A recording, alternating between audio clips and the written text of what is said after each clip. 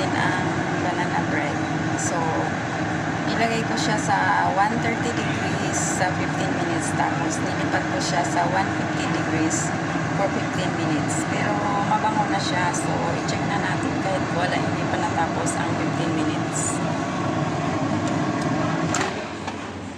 So, okay na siya. Okay siya, guys. So, check natin.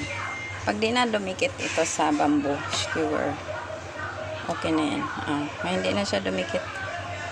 Dry na. So, testing na tayo. Testing na.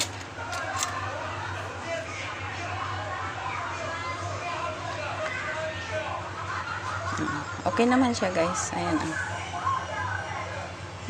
Medyo dry nga lang kasi yung butter na hiningi niya ay ano lang. So, bread na bread talaga siya. Hindi siya cake. Kasi ang hiningi niyang butter ay 6 tablespoons lang. Tapos, konti lang din ang ilagay nating gatas. So, yun. Hindi talaga siya ganun ka-moist sa cake. So, bread lang talaga siya. So, that's it, guys. Thank you so much for watching. At least, mabilis lang, guys. Di ba? Mabilis lang. May natira pang ilang minutes. 8 minutes pa. Patayin ko na kasi baka ma-overcook.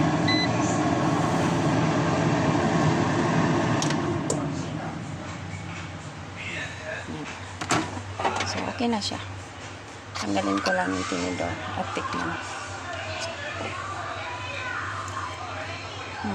Masarap naman. So, bread talaga siya. Hindi siya cake. Bread siya. Thank you so much, guys, for watching.